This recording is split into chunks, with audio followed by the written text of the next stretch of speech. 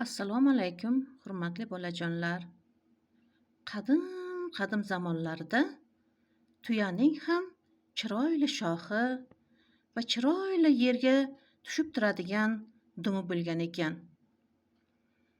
Bir kuni tuya ko'lga suv ichishga boribdi. Shunda sakrab qayerdandir kiyik kelib qolibdi.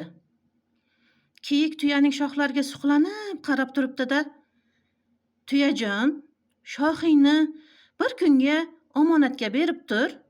Bir tadbirim bor edi.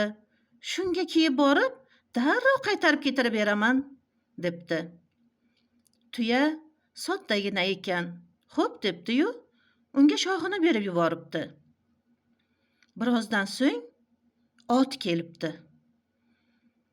Ot kelibdi-yu, uni dumiga suqlanib qarab turibdi-da, "Tuyajon, menga shu dumingni bir kunga berib turgin. Bir tadbirim bor edi. Shunga taqib borib kelay, darrov qaytarib beraman", deb so'z beribdi. Tuya esa unga dumini ham berib yuboribdi. Shunday qilib, kiyik ham, ot ham tuyani ko'ziga aslo ko'rinmabdi. Tuya sodda kutaverib, ulardan xabar olgisi kelib, yana yo'lga chiqibdi. Yurib, kiyikni uchratibdi.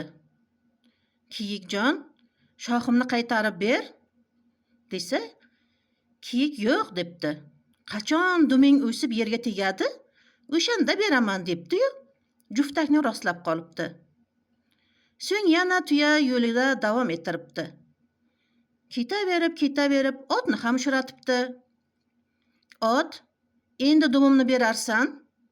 Aytgan vaqtingdan o'tib ketdi ancha", debdi. Ot ham xuddi shunday javob beribdi. "Qachon shoxlaring o'sib chiqsa, o'shanda dumingni qaytarib beraman", debdi va ko'zdan g'oyib bo'libdi.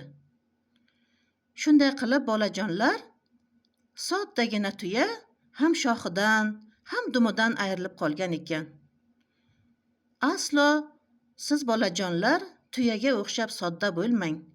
Chunki atrofimizda mana shu kiyikka va otga o'xshagan beor, nomussiz insonlar juda ham ko'p. Meni tinglashda davom eting.